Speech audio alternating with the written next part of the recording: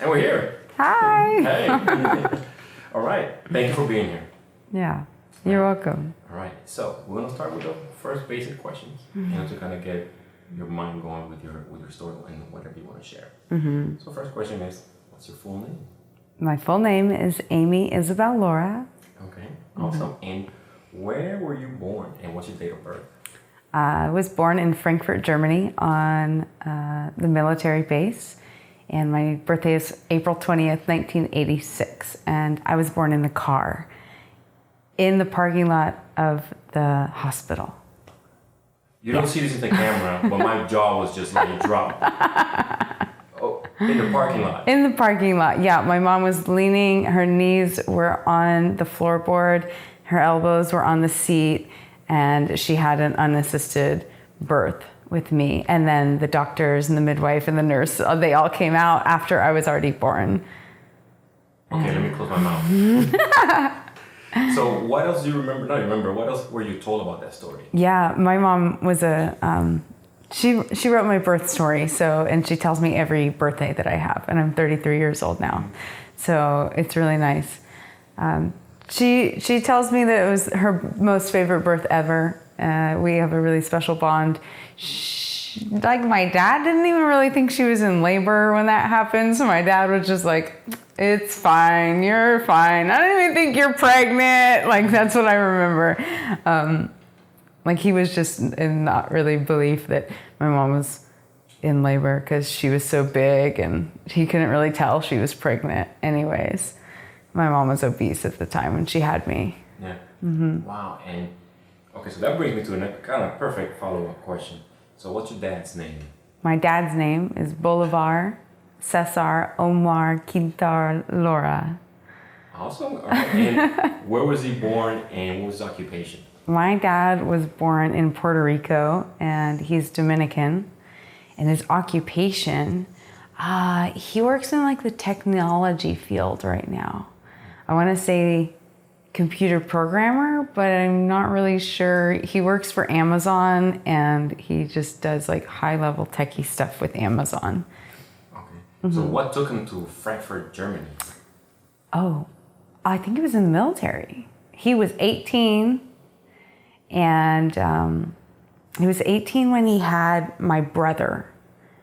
So he's 18, 19, 20, probably 21 or 20 when I came into the picture. But yeah, he was in the military. That's how he got his U.S. residency from Dominican Republic. He was born in Puerto Rico, but he was Dominican. So, yeah. How long was he in the service? I don't know. Great question. I know that he left when I was 18 months old. And I don't know what he did after that. Yeah. I have no clue where he was, what he was doing. He was traveling. I think that's all I got. Yeah.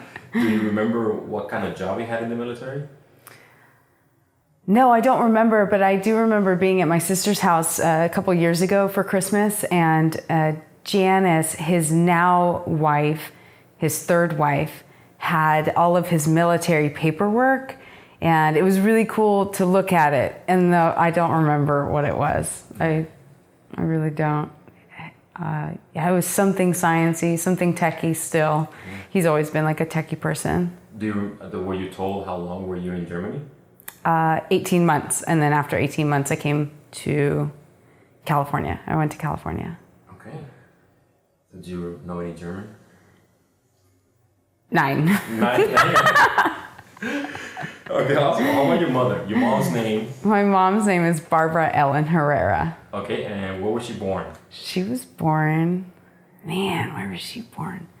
Was she born in Florida or Washington? It's kind of like, I'm saying like Washington State. I think my sister was born in Washington. I don't know. Okay, that's okay. Yeah. And do you remember her occupation or occupations as you were growing up? As I was growing up, my mom never really had like a solid job. She was someone that, let's see. I remember being at Planned Parenthood when I was a little girl. I remember hanging out in the waiting room while my mom was, I guess, working, volunteering. She never really did anything that made money. I'll tell you that. We lived really poor. We never had a house, really. I think there was one point where we had an apartment for 3 years. I don't know what she did. I know we had food stamps. I know we lived off of disability. I know we lived off of like the government for a long time, and the generosity of friends.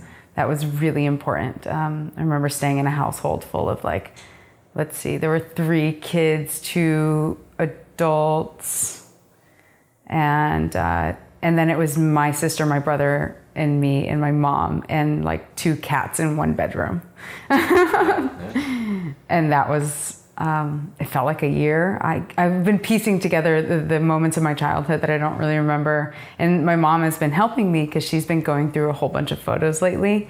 And really, she's even remembering it too. Because my mom grew, like when she was raising me, actually I think when she had me, she was 24 and she was diagnosed with bipolar disorder at the same time. So there are blank spots in her memories and there's blank spots in my memories. Like she went through manic depressive states and I was just there. I was just going along for the ride. Yeah. So we would go from like one place to another place to another place. And recently she actually helped me piece together a lot of like why I am the way that I am. Because there were not only places that weren't like permanent, that were temporary. These people that came into my life were really temporary too. So I had these caretakers come in and I would bond really deeply with them. And I would say, you know, I'm like loving them and giving them all my heart, and they would give me all their heart. And then all of a sudden we're gone. I don't even know how to say goodbye. Like my mom showed me a photo of me holding onto one of her lover's legs and said my mom said, every time we left a partner or a place, it was like that. You were holding on for like, no, don't go. And I know that feeling inside me. I'm pregnant right now also. I'm 31 weeks pregnant. Yay. And before I got pregnant, I was doing a lot of process work, and I realized like this cry, this longing feeling kept coming forward. And it was this no, don't go. This reaching cry. And I remember the feeling of the cry and the sound of the cry. And then as soon as my mom said that, I was like, I know that cry. I know that cry really well, and that was just like the last little puzzle piece that put it all together of like my missing childhood that I couldn't remember. And it was like, oh my God, there it is. Okay, thank you. Like, oh my God, like I can bring this child into this world without that wound lingering, and without me projecting that wound on my baby girl of that missing, longing people, wanting to be loved and wanting to be seen, wanting to be held. Yeah. Oh, that's awesome. Mm-hmm. Yeah, that's a perfect segue again. Siblings. Do you have any siblings? Oh yeah. How many?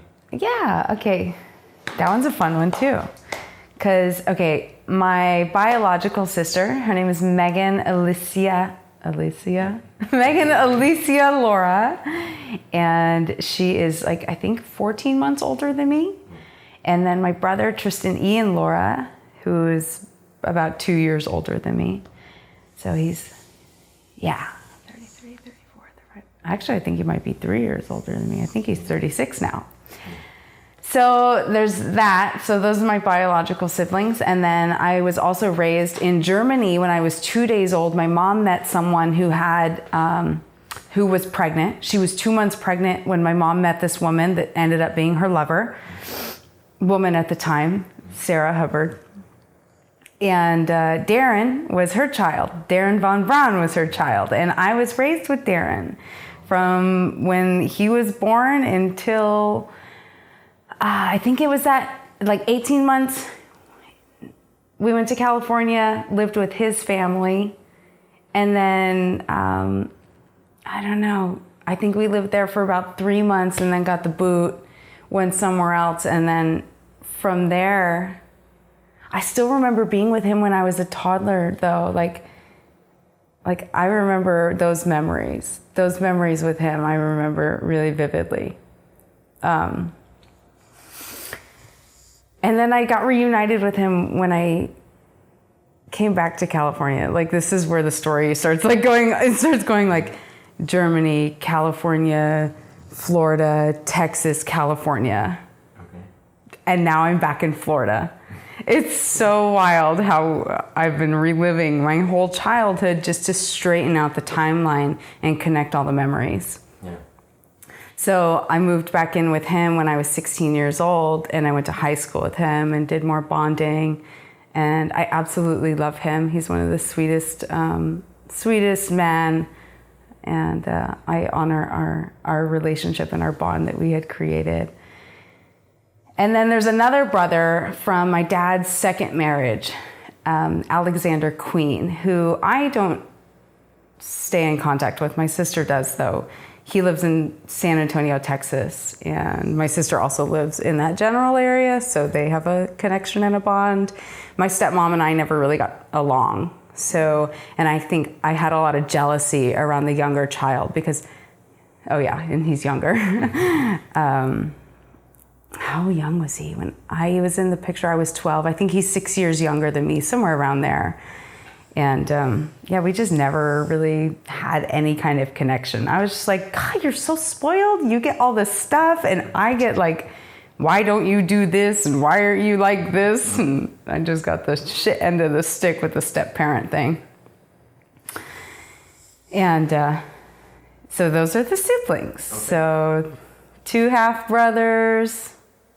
Not really half-brothers, 2 step-brothers, 1 real brother or biological brother, 1 biological sister. Okay. Yeah. All right, awesome. And where did you grow up? Yeah. That's a loaded question. Yeah, okay, so a little bit in Germany, a little bit in California, in El Cajon, San Diego. A little bit in Orlando, Florida.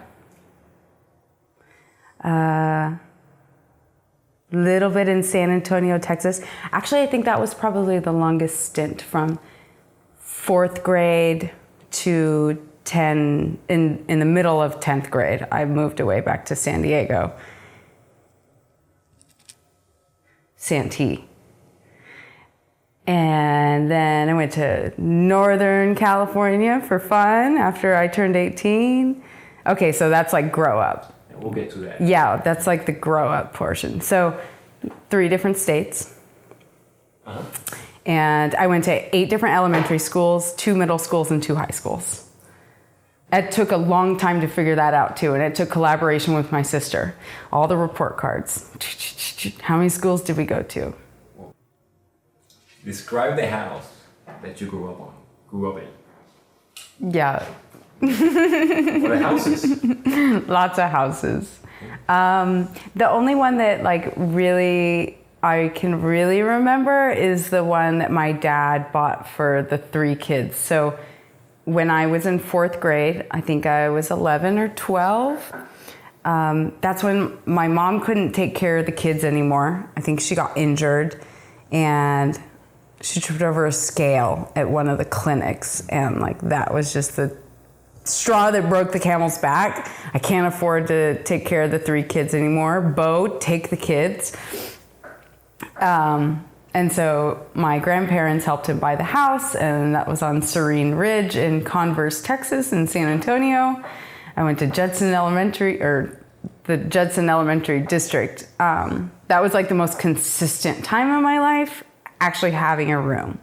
I had my own room. I got to paint it whatever kind of colors I wanted to. I painted the walls like this watermelon, and then there were green, and then I had blue, and I had a comforter that matched it, and I had a window that I used to sneak out of when I was mad, and there was a grapevine on the fence right outside my window. That was really special. I had a dog. Yeah, that was like actually a okay part of my life, even though my dad was never really around. It was kind of fun. It's like the kid's house. We ran the house. My brother was the oldest. He was the rebel. My sister was like the middle child. She was all studious, but still pretty, like, wants to have fun. We had a pool outside. We had a trampoline, one of those 18-foot trampoline. Yeah. Pull the trampoline and pull it up next to the pool and jump in and slide and have parties. And it was a good time. Yeah. Yeah. All right, so then describe, you're like following the storyline completely, right? Describe what games you played as a child. Yeah. With your siblings or by yourself. Oh, so when you ask me what games I played when I was a child, I think about earlier times, not in that house though. Me and my sister used to play birthday party catering services. Hi, birthday party catering services. How may I help you? Oh, yes, you would like balloons, okay, tables. And we would like create whole events. And I was always the secretary. My sister was always the boss. Mm-hmm. And that goes with Monopoly. We always played Monopoly, and my sister was always the banker, and she always cheated, and she gave herself more money than anybody else. And our Monopoly games would last 3 days. Minimum. Wow. We'd hide, like we'd have to like go to the bathroom and we'd take our money with us because we didn't trust anybody. Like, okay, we gotta sleep with our money under the pillow because I don't trust you. You're gonna steal my money. Yeah. That's all I really remember playing with my siblings. There was a lot of animosity between them and me. I think because I was the youngest, for some reason they thought I got treated a little better. So yeah, they like ganged up on me. Yeah. How was that animosity expressed? It was expressed with, I remember them, did they pop my tire? I think I did something. I colored on the walls and my mom yelled at them for me coloring on the walls. So they popped my bicycle tires. Like, really? I didn't do anything. I'm sorry. Yeah. I remember like sitting in the middle in the car and they would like push me from side to side. Like no one wanted to touch me. No, you take her. No, you take her. Because we actually drove across country every time. So from when we moved to California, initially after Germany, we drove to Florida. Oh, wow. And we drove to Texas when my mom dropped us off there. I do remember flying back and forth quite a bit too. It was me, my brother, my sister flying. So we had the flight attendants come and make sure we were okay. So I haven't sorted all that stuff out yet of like when, and neither has my mom. My mom's like, I don't know. I just don't remember. Yeah. So we're piecing it together as best we can. I'm really grateful. We took a lot of photos, and she's correlated a lot of photos with money in our lives, and then not a lot of photos with not a lot of money in our lives. So there's some places where there's no money and no photos. So it's like we really get to collaborate together to create the whole picture. Yeah. Okay. Describe your childhood with one word, and why that word? Describe my childhood with one word.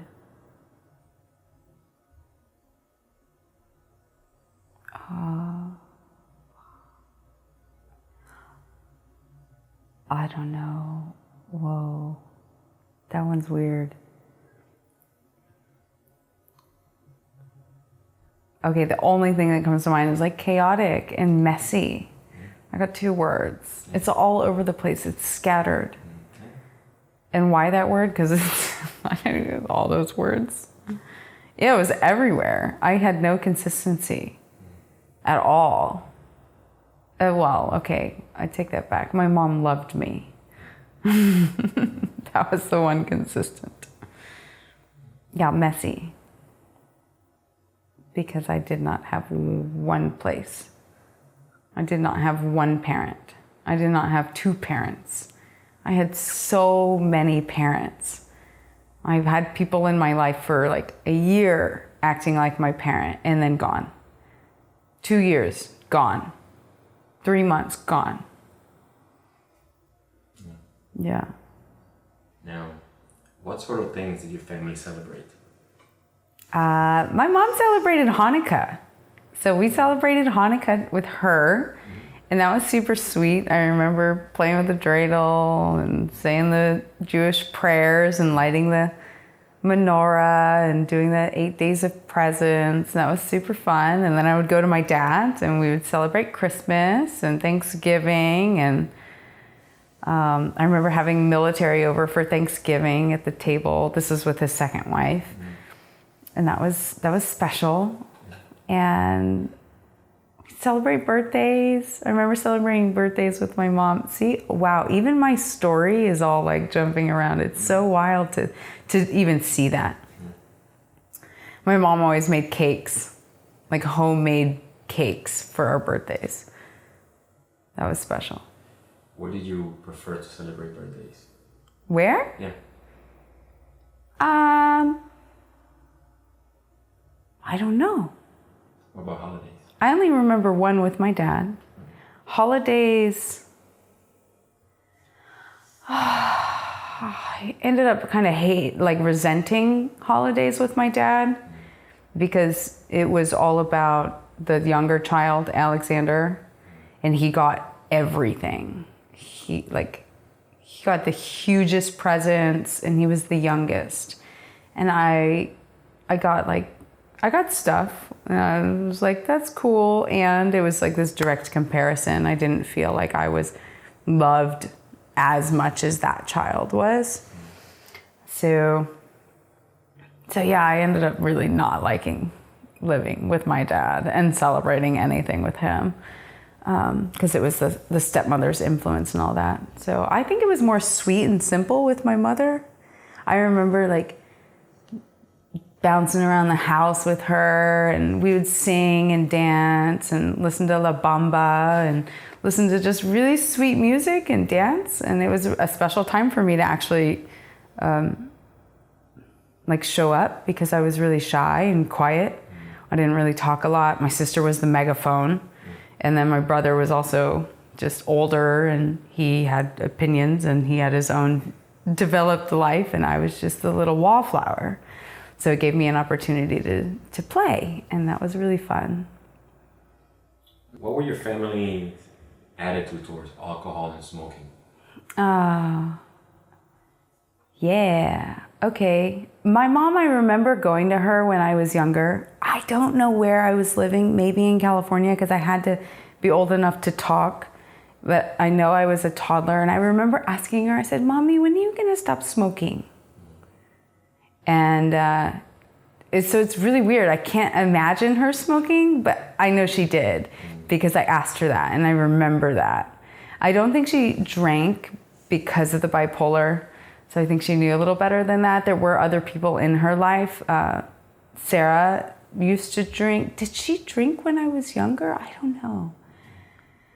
Yeah, I don't think it was really around in my awareness too much until I was like 16, 17, until I had moved back to San Diego with my mother in the middle of that 10th grade year. And then what happened then? I moved in with my mom and her original female lover, Sarah Hubbard, who she met when I was 2 days old. They had like a hiatus in between and then got back together. And then I had an opportunity to go live with them because I was unhappy living with my dad and Patty. I was sad, depressed, alone, scared. And that's a whole nother story. And then went to go live with my mom and Sarah, who actually is now Zachary Paul Hubbard, who had a sex change. That's another story. Okay. We could be here for 5 days. We have time. And Sarah used to drink. She was a cop and she used to drink and her brother used to drink and they were kind of like functioning alcoholics, I want to say. So it was in my awareness and I actually started drinking pretty young too. I started drinking when I was around 16, just kind of casually, parties and stuff.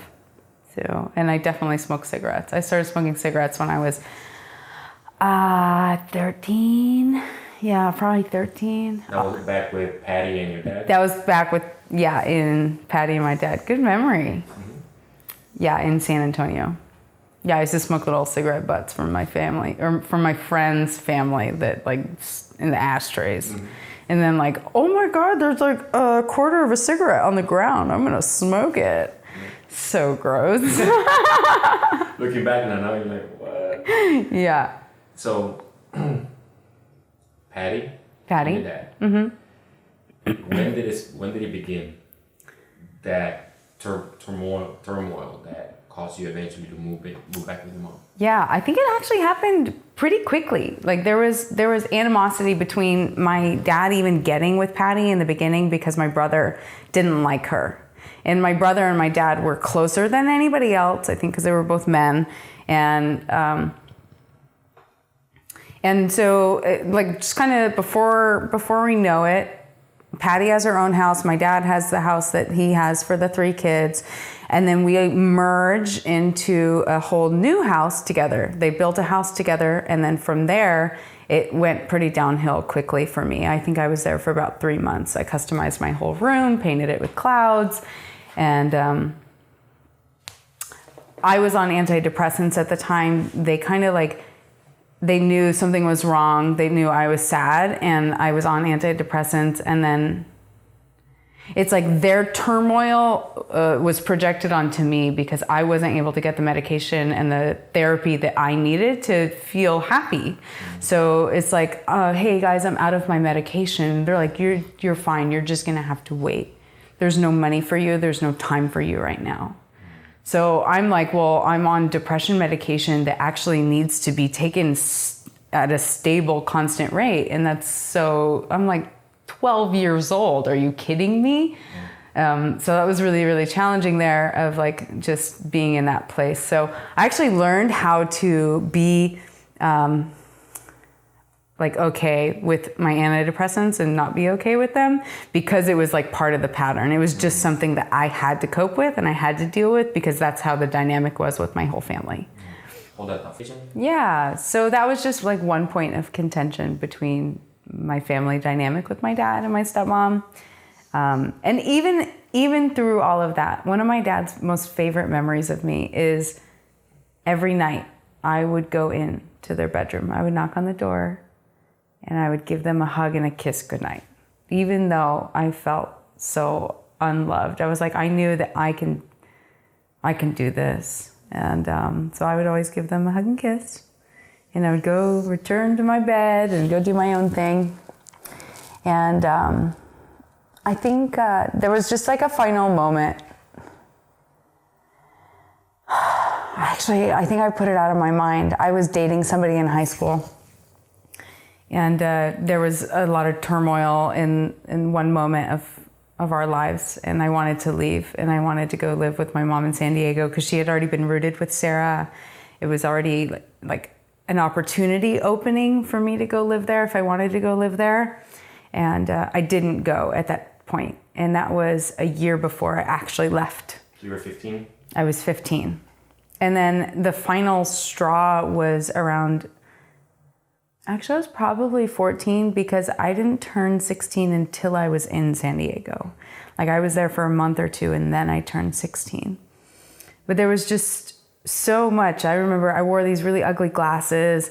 I wanted contacts and my dad and my Patty were like, you're not responsible enough to wear contacts. I'm like, well, just because you can't get me my medication doesn't mean I'm not responsible enough. Like I was in diving classes and I remember being left at the diving studio for hours after I was done with my class. They're like, you need to leave. And I'm sitting there on a payphone trying to call 1-800-COLLECT, not knowing how to spell collect, trying to dial a number because I don't have any money.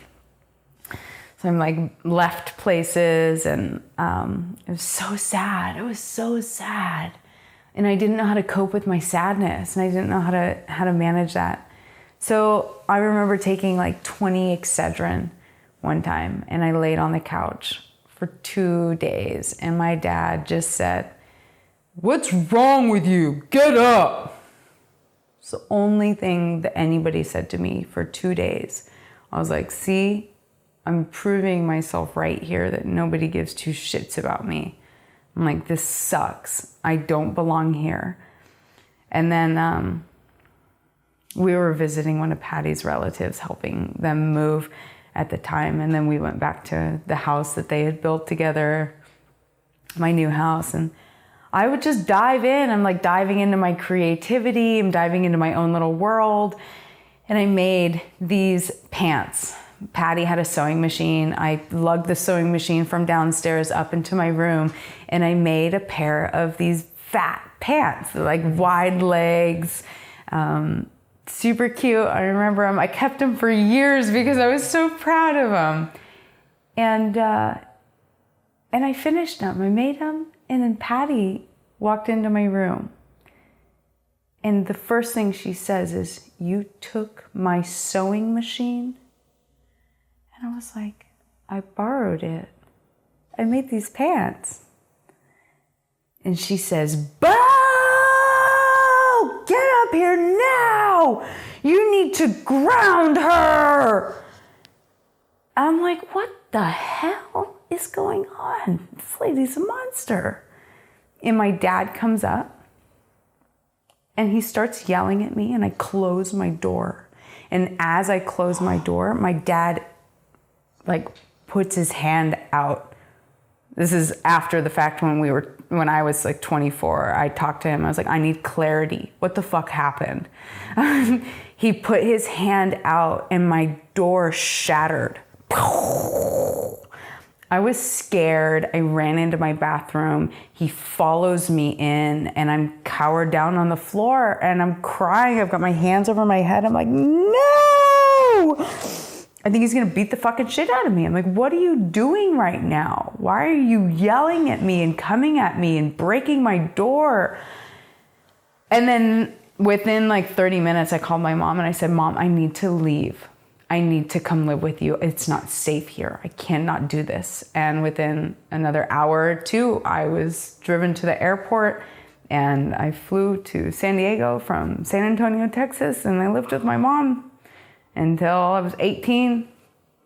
And it was an interesting transition. It was much needed. I felt loved. I felt safe. I had boundaries at my new family's house because Sarah was like, you're going to live here. You're going to vacuum every day. You're going to come home at 10:30 at night. You're going to listen to my rules because she was a cop at the time. So super strict and super loving at the same time. And it was really beautiful. It's what I needed. It's like, you need your depression medication? That's cool. We'll get you a therapist. We'll get you a psychiatrist. Okay, we'll get you got to get a job. You got to do this. And I was like, yeah. You're not allowed to smoke weed anymore because I had smoked weed at my dad's. And I was like, that's fine. She was like, you're going to get a drug test. I was like, no problem. I have no problem submitting for a happy life. I can be happy here. Thank you. So that was one of the, I guess, yeah, that was the biggest moment of transition. What was discipline like at home? Well, with my dad, there was absolutely none because he wasn't even home to know that I did anything bad. Whatever bad meant. I didn't really have any boundaries. So with Zach, Sarah, previously, AKA, punishment was, what was discipline? I think it was just those serious talks. I think Sarah would just give me talks of responsibility. I remember coming home in a car with my friend from my friend's house. It was 2 miles away, and I had a cup of red wine in my hand for the drive. And then I finished it, and I came home, and Zach's like, were you drinking in the car? I was like, maybe. He's like, don't do that. That's not responsible. So I think I just got mature talks from Sarah. And no one ever really did anything. There was no real discipline. I remember even my dad, okay, I was high, walking around in the neighborhood. Somehow he caught me. I have no idea. He grounded me, so that whole grounded thing. Mm-hmm. But he like invited one of my buddies that I smoked weed with over. Mm-hmm. And he's like, oh, you guys can go out. You can go for a walk. He set us up. He set us up to go get high so I could come home high and he could ask me if I was high. I was like, Dad, what are you doing that for? Why would you do that? This is when I was like 24 and I asked him, I'm like, I need clarity. This is one of those things. I was like, why would you do that? He's like, I just wanted you to not lie to me. I wanted you to come clean. I had nothing against you being high. It was the fact that you were lying to me. I'm like, no, I'm not high. Yeah. I was so high. God. Okay, so what were they strict about? What were they strict about? No. I guess the drug usage, well, with Sarah, it was like no smoking weed. You're going to get a hair follicle drug test. Yeah. That was really important because I feel like that was like, he was doing it because he knew that it was beneficial for me. Yeah. Like if I could be responsible and smoke weed, I'm sure he wouldn't care. Yeah. And you can see my language is shifting because I've committed to calling Zach, and it's interesting to call him Sarah because I've called him Zach for 6 years because he's had a sex change since then. So I respect and honor him so much. His name is Zach now. So I'll interchange it and I'll be like, I think we're calling him Sarah as you were recollecting the story. Right, because when he was a female in that part of my life, his name was Sarah. Yeah, got it. Where did you go to school? Well. Like high school?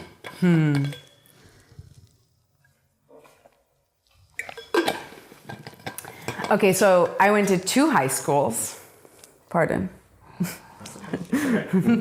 So I went to 2 different high schools. One of them was Judson, Texas. And that was mainly Hispanic, Black population. I was like light skinned, totally of the minority. Whites were of the minority. And so that was actually, and I was super loner too, by the way. Super loner. No self-confidence. Trained with the softball team, never tried out. I would have made the team. My coach was like, why didn't you try out? I was like, I suck. Mm-hmm. She was like, okay, you can be the manager of the team. I was like, all right, cool. I'll be the manager. And then in the middle of 10th grade, I went to West Hills High School. And minority there was 1 Black person, 1 Asian person, maybe 1 Indian person, and like all white. It was so different. It was such a culture shock from going from one school to the other. I was like, where are all the people of color? What is going on here? And like my white Asian friend would get harassed. He'd get cans thrown at him, slurs yelled at him. I'm like, what is going on here? Yeah. And I didn't do shit. I was in the anime club at that school, and I slept most of the time because I was not interested in high school one bit. I hung out with a group of loners. And what was this? What state? Okay, so the first one was in Texas, and the second one was San Diego, Santee. Okay. It's like East San Diego. Did you have any favorite teachers? No. Okay. Well, okay, the one teacher that I kind of liked ended up being a pedophile. Okay? No. That was kind of weird. Yeah. And anyone you disliked? I think I disliked most of them. Oh, okay, Mrs. Giles. Mrs. Giles, my Spanish teacher, she was the one that kind of got how weird I was. Mm. And I'm telling you, actually, even though I didn't smoke weed, if anybody's watching this, even though I didn't smoke weed, I did do a lot of other drugs in high school. I started I started taking acid. So on the weekends, I would take acid and it would bleed into my week of Monday, Tuesday. And then eventually I started getting really careless that I would start taking it at school. And Mrs. Giles was a witness to me high more often than not. And I don't think she really knew it. But like, I remember having laughing attacks and she would just be like, get out of the room. But she was always so loving and always so kind. I just had a blast in her class. I fucked off. It was my Spanish class. I remember like stretching my tongue in her class. She's like, what's wrong with you? I'm like, I can't help it. I'm sorry. I stretched it to a 0. It's like the size of a pinky. In class. Blood, pus. It was disgusting. I was so bored in high school. I was like, I just don't understand and I want to, but you guys aren't helping me. I was a sassy rebel with no cause. All right. Now, what was your first paying job? My first paying job was Vons. I worked at Vons or Safeway. It's like the just chain grocery store. I was a courtesy clerk at 16. Sarah said, you got to get a job. That's one rule here. You need to get a job to be responsible. I was like, all right, I can do it.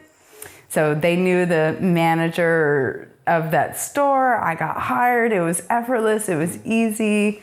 And I saved tons of money in a drawer. I saved thousands of dollars in a drawer. I had no idea what to do with it. And eventually I know what I did with it. Parties. All right. Now, what was your favorite job that you've held? Ever? Ever, yeah. I was a stripper for 10 years. Okay. And that was the most fun, the most dynamic experience ever. Literally, I've only had a few jobs. So after Vons, I worked at FedEx as a night clerk, and then I was a stripper. And then now I'm an entrepreneur of like just doing all different kinds of stuff. Like I've been an event planner, I've been like a consult, I've been a physical fitness instructor. I've been a personal trainer. What else? I'm like diet and like nutritionist. I've given health consults for people. Female empowerment, sexual empowerment. But all of that like really stemmed from, being a stripper. So that kind of leads into the next question. So why? Why was that your favorite job? Because I really got to learn what it was like to just run my own schedule. I got to be creative in however way I wanted to be. I did performances every year. From 2009, that was my first performance, to 2010, that was my last performance. Like, I got to just embody my divine feminine however she wanted to express. There were no rules around it. And it was all my imagination. So that was so much fun. That kind of expression was just a joy. Awesome. Now let's go to the opposite. What was your least favorite job? Why? It was definitely Vons. Why? Because it sucked ass. I was sad and I had to act like I was happy. And when I didn't, people would be like, "Oh, come on, smile." And I'm like, "Fuck you. I just don't want to." And I ended up like working there, not working there, and then working there. And I ended up quitting because they tried to push my hours to like, in the morning. I'm like, yeah, no, I quit. Bye. Bye, Felicia. Yeah. So what was your relationship with your coworkers and your bosses? In your least favorite place? In Vons. My relationship with my coworkers was friendly. I think they saw me. I was probably one of the younger girls there, and or younger kids. Yeah. They were all like resident checkers, resident people. They were doing this for a career. So they were super sweet with me. I could go back there now and probably see one or two of them that are still there, and they would love me. So how was your relationship in your favorite job with your coworkers? Whoa. Dynamic, because I worked there for 10 years. I actually worked at one club for 10 years. So I knew the management, I knew the owners, and throughout time, like everybody kind of shifted. And the dancers, there were some core dancers that I've worked with that whole time, and then a lot of them were in and out and in and never see them again. So sometimes they were really deep. Let's see, I've got 2 friends from that 10-year stint of being in the strip club that I stay in contact with now, and they both were strippers. Yeah. Mm-hmm. So you still stay in touch? You're good friends? Yep, we're good friends. How about management and bosses? How was the relationship with them? That was challenging. That was challenging because it ended really, I'm gonna say really poorly. In the beginning, it was just, it's fleeting because they see so many girls, management. Yeah. And with my consistent presence and my love and attention, I developed a deep relationship and a deep bond with a lot of them. And they were all men. And then like towards the end, in 2016, that's actually what it was. I stopped dancing in, somewhere around there, actually. Yeah, total falling out. Like, I thought I could trust you. I thought we had a friendship here, and you're really being mean to me right now. Because somebody had, it's funny because I like kind of blocked it out. Somebody was grabbing me and nobody was around. And I'm like, help. I'm calling for help. And I'm emotional. I need help. No one's there. I put on my clothes and I leave. And I come back and management yells at me for leaving. And I'm telling them I felt unsafe. And he says, well, get another fucking job. I was like, oh my God, are you serious right now? Why are you saying that to me? Like, he was just fed up. Like, he deals with 50 fucking dancers a night, all having the same story. And I'm like, wait a minute, I thought we were friends. Like, I'm looking for some compassion right here. And I get it, that it's a job and you don't want me to leave because you think it's unsafe if I leave without being escorted out to my car. But I was already unsafe. I wrote an anonymous blog somewhere around that interaction, around like the not, like, there's no trust, there's no real authentic friendship in there. Like, it was almost impossible because there's so much going on. That was a really challenging time. And there's a lot of drugs, there's a lot of alcohol that goes on in the clubs. It just wasn't real. It's like my friendships weren't real. What did you do in your spare time? What do I do? What do you do? Yeah, what do you do in your spare time? I have all the spare time in the world right now. Right now I'm building a baby. So I'm so lucky and very blessed right now. I have the father, Aladdin Kazran, working really hard for us, building us a future for financial freedom. So in my spare time, I dance, I sing, I write, I play. I'm building a program right now for women who want to get pregnant and who are paralyzed by fear. And the program will really initiate them into honoring their body's wisdom and allowing them to soften and relax into trusting their bodies to birth and to be pregnant. So and how far along are you? I'm 31 weeks. All right. Yeah, and this is my first pregnancy this far. Awesome. I have had one other pregnancy and they chose to terminate. Okay. I was 20 years old and I was an alcoholic. And that was a no-brainer. It was really easy. I didn't have any qualms around it. It was no, I'm not having this child, especially in this condition, in this environment. Yeah. Mm-hmm. And where were you at? You were in San Diego? I was in Santee, California. And you were with My mother and Sarah. Okay. How was their support during this project? Did you know? They were fine. They were great. Yeah, they knew. They were like, do you want to think about it? I was like, no, I've thought about it. I want an abortion. Yeah. Yeah, it was really clear. There was no question about it. Yeah. Okay. Thank you for sharing. Mm-hmm. Yeah. Let's see. Did you stick to groups or friends? Or group of friends? Meaning, did you stick to were you by yourself most of the time, or you stick with groups? I stuck to boyfriends. Okay. I had boyfriend after boyfriend. I call myself a serial monogamist.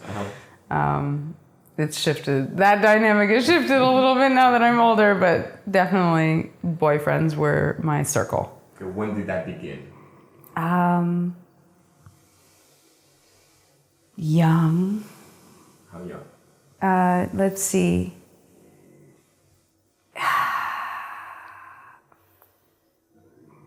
I don't remember. Okay. Yeah. I'm trying to think like first boyfriend. I'm like, oh, I don't even remember if that was my first boyfriend. Yeah. Probably like, I was in San Antonio, Texas. I don't know, 12, 11. Now that you were in your mid-30s, looking back, what do you think drove that not behavior, but that decision to stick with boyfriends more than a group of friends? Oh, I wanted a dad figure in my life. I wanted a man. Mm-hmm.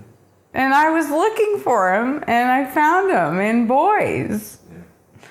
I know that for a fact. I'm a believer that I unconsciously recreate desires, and my desire was to have a father. So I'm reaching out for a boyfriend. I'm really reaching out for my dad.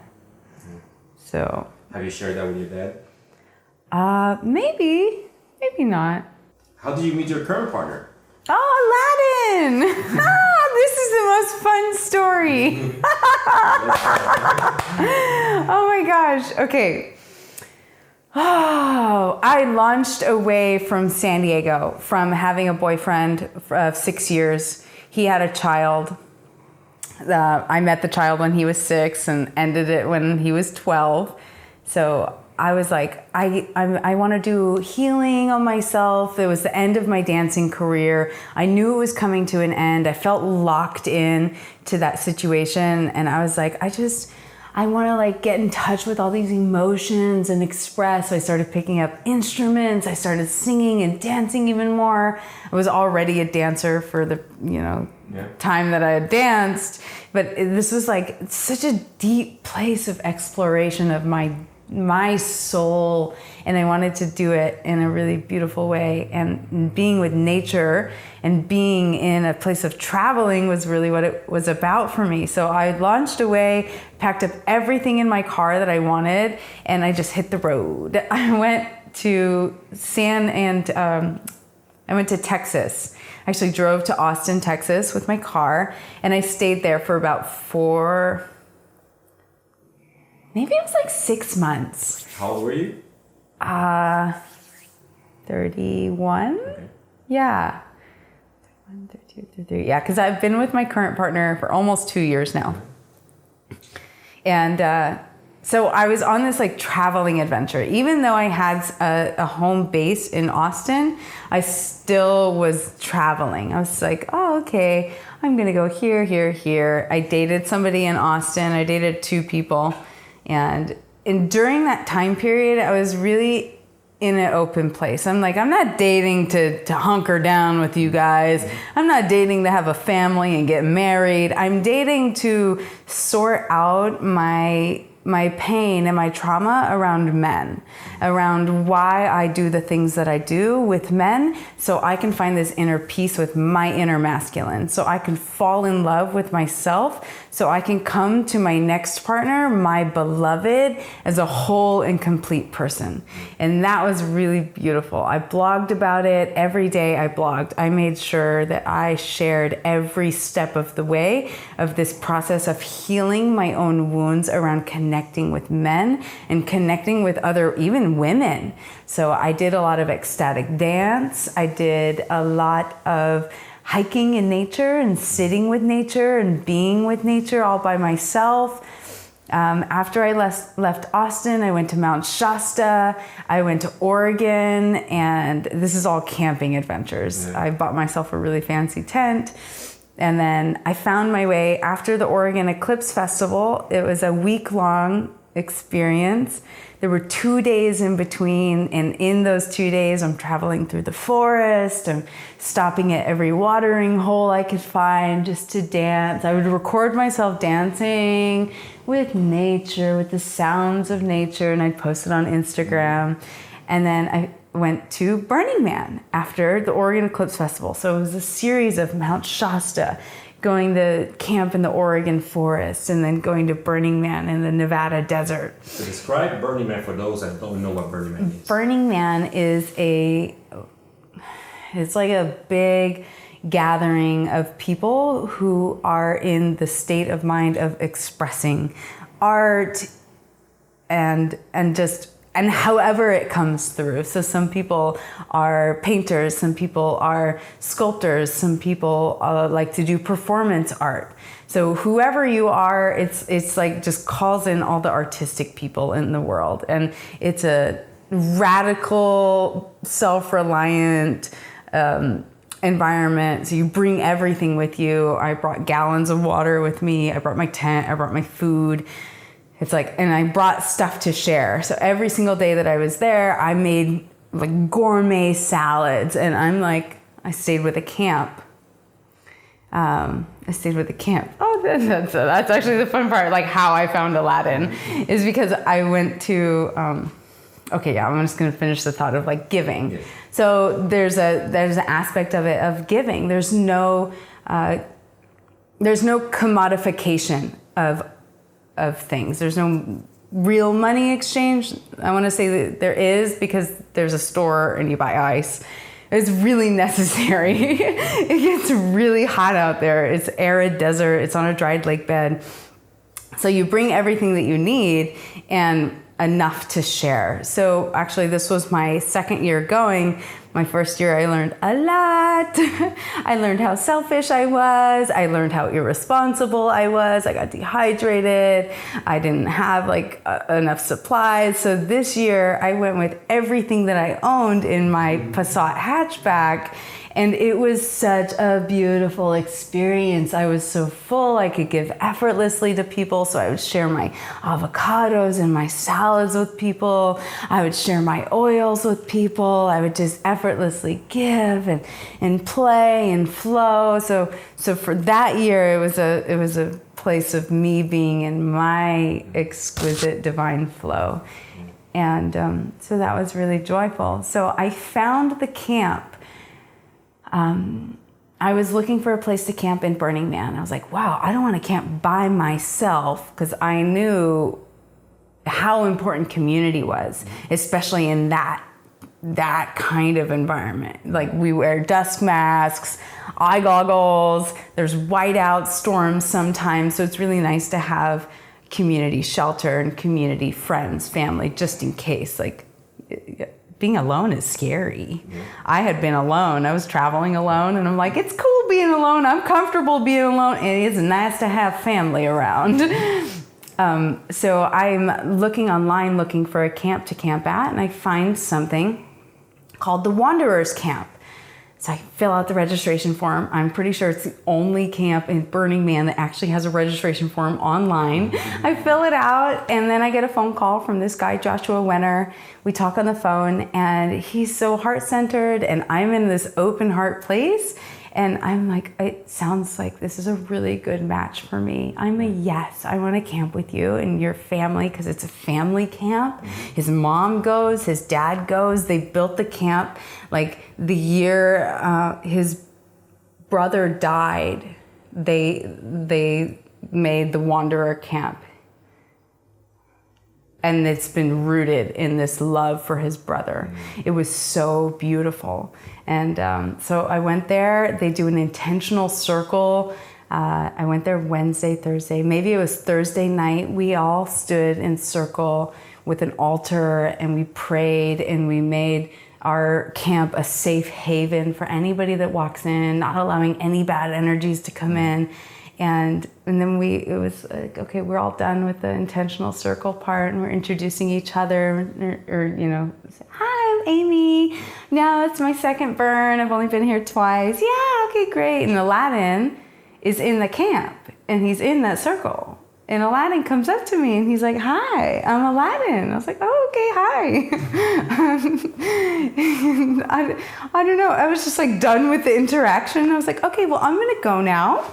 I'm going to go find my beloved. I looked at him in the eyes and I said that. And he says, how do you know when you found him? And I said, wow, that's a good question. Bye. I walked away. So there's like a community area. And for the next 3 days, he's like placing himself next to me. So, what are you doing today? I have air conditioner. Do you want to come inside? Do you want a massage? And I'm like, oh, bro, I see right through you. You just want to have sex.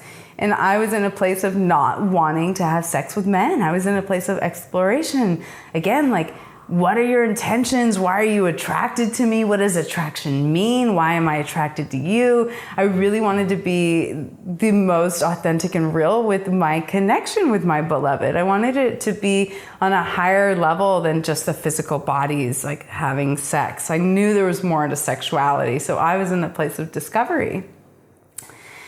And then we started, I think the next night, it was me, him, and another girl. We were all inside my tent. I'm sharing my oils with them, and we're just hanging out and talking. We're like, we should hang out tonight. Okay, yeah. So we go and we get ready and we hang out that evening. And then Aladdin and I are like, oh, this girl's kind of annoying. We should get rid of her. We ended up hanging out all night at this beautiful structure. It was called Illumina. Like, this is going to give you some glimpse of the art that can go on at Burning Man. It was a huge structure, like an hourglass shape with lights on it. And it was called Illumina. Heart Math has created this structure with 7 seats around it. And you hook up a heart monitor, and there's a screen with a breathing pattern.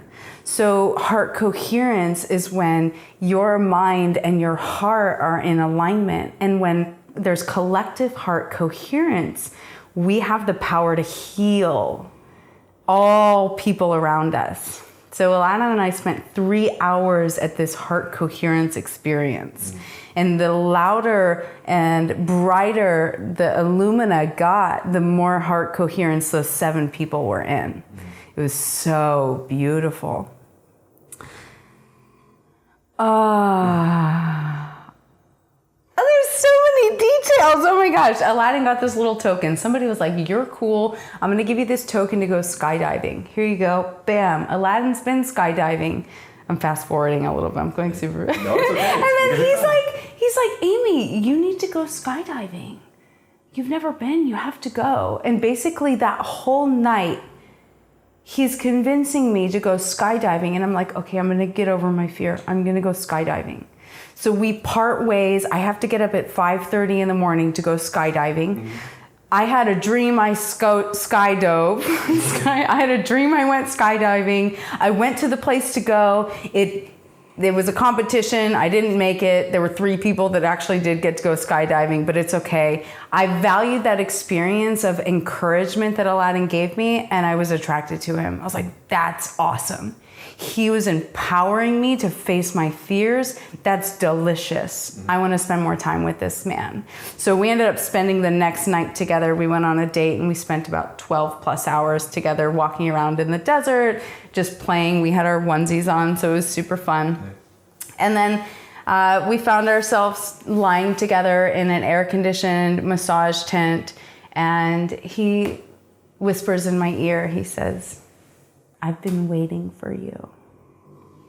I've been preparing my whole life for you.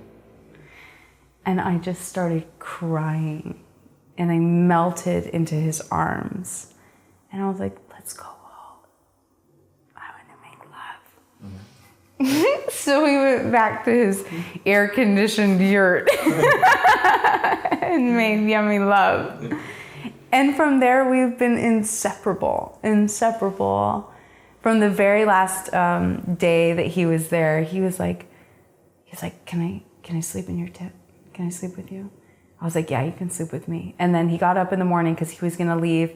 And then he left and he came back and he's like, I have 5 minutes. And he laid down next to me because he had 5 minutes. I was like, really? And then he left and he didn't know if he was ever gonna see me again. I didn't know if I was ever gonna see him again. I was like, I don't care, I'm not attached. He was great. And he is going through his whole process. I love his side of the story because he's got a whole nother perspective. And so we had 2 days of being apart in between Burning Man and what happens next. 2 days of him asking God to show him a sign that he cannot miss, that I'm important in his life, that I'm someone that is supposed to be in his life. And oh, by the way, when we were in the desert on our first date night solo, he looks down at me. I'm sitting on the floor on the dried leg bed, and he says, "You're gonna have my babies." Yeah, right? I just had to throw that in. So those 2 days in between, I'm gonna go to the Redwoods. I'm gonna go camping on my way down the California coast. And I'm traveling through, I'm going to Lake Tahoe, and my car has trouble. Like my key lock breaks. I can't lock my car anymore. There was a tornado wherever I was. It was insane. I was like, oh my God, I cannot go camping. I'm going back to LA. So I'm driving back to LA. I call Aladdin and he says, oh, I'm in LA. Do you want to come stay at my hotel? My work got rearranged and it pushed back. I was like, yeah, okay. Yeah, I'll go to your hotel. Super weird, not in the desert, normal life now. I was like, okay, I'll do it. And I was actually supposed to go to Hawaii the following week, and he was gonna go to Hawaii that week. And we were just gonna pass each other, which is like our whole lives, I feel like we've been passing each other because he used to live in San Diego. And then when he left San Diego, I went to San Diego and things like that. So we were just gonna do it again with this Hawaii thing. And because he was going for work, I was going for fun. I was gonna go for 2 weeks. On the way to LA, after that conversation of, yeah, you can come stay with me, he calls me back and he's like, okay, my work got shifted and I'm going to Honolulu tomorrow. Do you wanna go with me? I was like, oh my God, hold on, let me figure this out. Because I have plans with someone else. Let me see if I can make it work. He's like, what? So I called him and I said, yes, I wanna go. So the next day we flew to Honolulu together. We got there and I was like, I don't want to be in Honolulu. I want to go to Kauai. So we flew to Kauai and spent a week on the Kauai island in a Jeep, no plans, just chugging along, experiencing the whole island in a week. It was so amazing. We hiked 27 miles up the Nepali coast together. It was a 2-day adventure. Crazy. He had never done a hike before. I had never done an overnight hike, but there was a waterfall on the beach at the very end. There were private, secluded springs with waterfalls. It was so divine. And he says that's where we got married, because we really got to know each other in the stressful environments. Like, we thought Burning Man was stressful, but we know how to do the desert now. But this is like, we had it on our backs. We each had 30 pounds on our backs, hiking, hot, dangerous. This was a dangerous hike. Little tiny ledges. We found ourselves in a cave, and apparently it's the Pirates of the Caribbean cave. It was gorgeous. Water down the bottom. We flew down, had no idea what we were walking into. Wow. We took mushrooms too. then we left and it was dark and it was like, maybe we should have left when it was daylight because we had no idea how to get out. But that was the story of me and Aladdin. Again, I love his side of the story because he's got so much prayer and intention, and like his ex-wife, he had worried about for a long time in those 2 days that we were separated after Burning Man, had closure on her finding a husband, getting pregnant, being happy. So that was a sign that he couldn't miss, that there was an opening for me to come into his life. And we parted ways after Hawaii, and I said, I don't want to be away from you. I want to be right next to you. I like who I am standing next to you, and I want to be by you. Wow. Yeah. That's an awesome story. Yeah. Can't wait to hear his side. Yeah. All right, so you described already. How do you feel about him? I love him. Yeah. Yeah. Now, here's another serious question. Yeah. Who pays the bills? Oh, Aladdin does. Okay. I'm so grateful. Yeah. Now, who decides how the money should be spent? We both do. Yeah. He's a super manifester, and he does not live in financial scarcity at all. He says if you want to do something, the money will come. That's phenomenal. Now, how would you describe your relationship? Our relationship? How would you describe it? It's beautiful. Yeah. It's dynamic. We are forward thinkers. We're always looking for the growth and the lessons, the blessings in each challenge. And like yesterday, Saturday, our car was missing from the parking spot that we parked it in. I walked in the house. I said, Aladdin, I need your help. He's like, are you okay? I said, no, but yeah. When you're done, come here, please. And I just explained. I said, the car is not there. Let's figure this out. And he was like, okay. We went out and checked, and we're like, okay, well, nobody broke any windows. If it was stolen, okay, let's just figure this out. And it was really solution oriented. Like, we rebooked flights, rented a car, organized, like figured out what was in the car that we needed, organized new routes of being successful. And I was calm, he was calm, and it is really awesome because he was like, you used to, like the way you used to be, you would have freaked out. You would have been a mess. And I'm really proud of the way you handled it because you were really calm and made it easy. So like my peaceful environment in myself really helps him rise to the occasion of being the doer in our relationship and like going and working as hard as he does and handling all the situations. It's like I'm kind of like the details person that I need to handle details, and then he handles all the big stuff. He's a big runner, pusher in all of his relationships, really. Somebody else has an idea, he says, yes, let's go, and he'll push forward. Yeah. All right. Did you both have the same ideas about having children? Yes. When he looked at me, and I'm sitting on the desert floor, he said, you're gonna have my babies. After that, he said, I can see us growing old together. It was really beautiful. And I was in a place of wanting to have children anyways. I used to say, I'm getting baby ready. And he wants a family of 6. He's a little more grounded now that I'm actually pregnant and says, let's start with 1. Like I've been saying, I'm like, we have to start with 1. Let's start with 1 and take it moment to moment. Yeah, awesome. That's beautiful. Now, so have you ever told yourself at any point in your life, I don't belong here? Absolutely. And when was this? Absolutely. I remember sitting in my closet when I was probably 9 or 10. The closet was like my safe haven too. I remember asking my mom when was the first time I had a closet.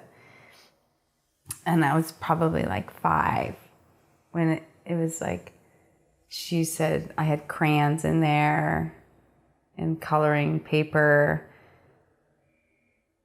And I said, why did you give me a closet? And she doesn't remember why, like if I asked for it or if she just gave it to me, because I don't think I ever really had like a space for myself. And I don't remember where it was, but I remember sitting in my closet at my dad's house, recording myself around how I don't belong and why am I even here? Why do I even exist? Like, what is this life for? I don't feel a purpose. I don't feel like there's any reason to live.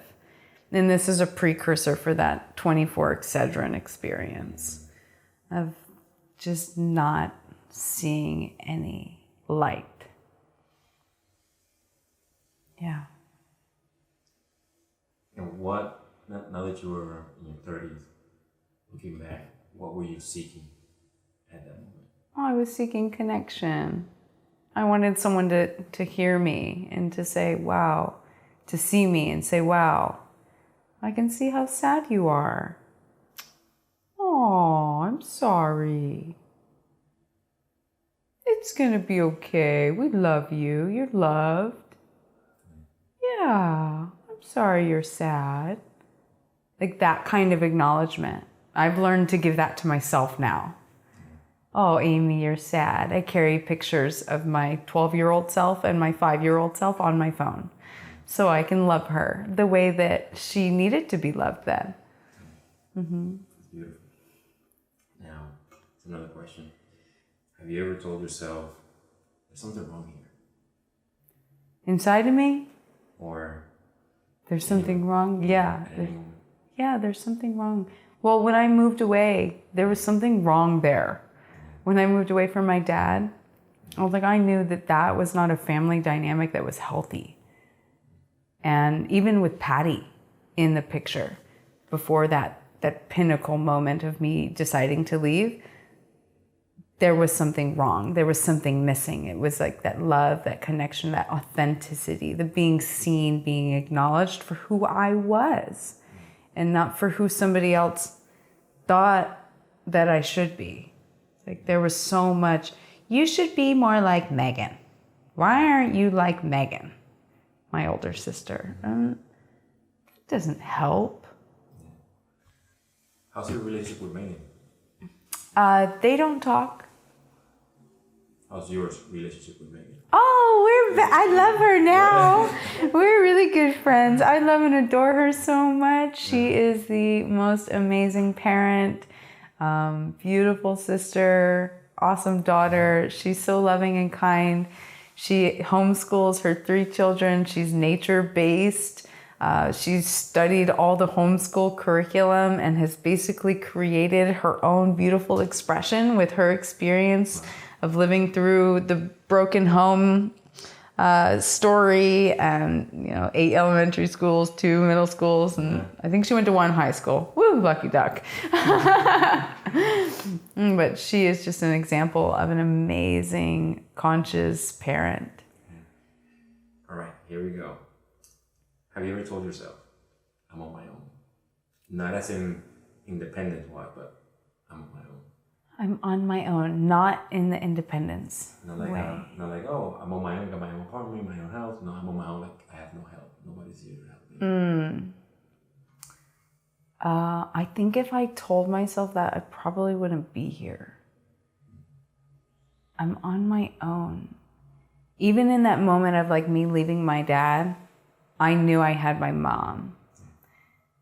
And when I left my mom when I was 18, maybe that was a moment because she slapped me in the face. And I was like, this is not okay. And from that moment, I didn't have my dad and I didn't have my mom. So those two people are so important in our lives. And I think I was sad enough to say I'm on my own and not in like a hopeless way.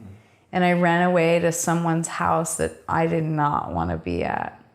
I went to San Bernardino. I did not want to be there. It was terrible. I think I slept on like couches for a couple months until I got a roommate that was an awful roommate. Well, I was probably an awful roommate too. That whole time period was just terrible. It was so awful. It was like living the life of a junkie. So that's the only thing that really comes through when I hear that. Like, I'm on my own and in not a responsible way. It's like I'm just a piece of trash floating in the wind at this point, like eating ramen noodles and barely getting by. This is like working at FedEx. That's when I got my night FedEx job, and I was on a whole nother slew of drugs there. Yeah. All right, so here we are now, 2019. And let's fast forward, let's say hopefully 100 years. Let's say 200 hopefully. Ooh. And we are at your eulogy, because we're going to die. Right? What's being said about Aimee? This is your last question, isn't it? Dang.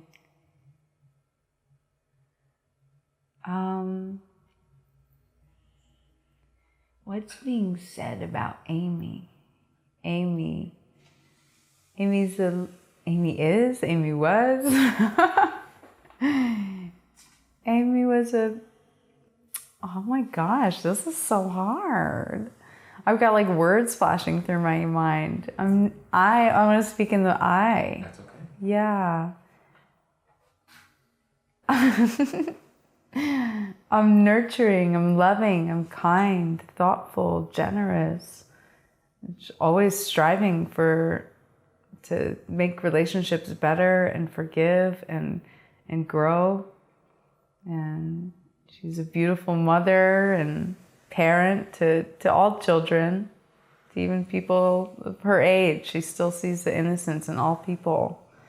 And, oh, I see you. She always had, oh my goodness. She had lots of babies. Oh. Yeah, Aimee was a stand for women to really get the power that they had, and like just their innate power. It's nothing too wild. It's just sits deeply within their bodies, and through her experience of sex work and through her experience of pregnancy, it really came through, and it really blossomed to be the gift for women to shift, to step into a place of embodied wisdom and clarity that helps people come together. She really embodies the family and community aspect that she admired. Wow. So weird. What else? Parting words to the camera, people, I'm going to watch this. Yeah. I always say that, because I work with clients doing empowerment coaching, and I always work with people, and I say, no one will ever really know how much you've struggled or how much pain you've endured. Like, no one, even through the stories, I'll never get what you've gone through, and you'll never get what I've gone through. And we can have so much compassion, and we can have empathy for each other. And through empathy, that's when we can grow together, and that's when we can expand, and that's when love really can shine through. We don't have to understand what people went through, but we can love them through whatever they're going through. And that's the most important thing. And that's why I really like this experiment of the stories of resilience, because we get to hear each other's stories and relate and empathize and fall deeper in love with humanity and fall deeper in love with each other so we can hold hands and rise together.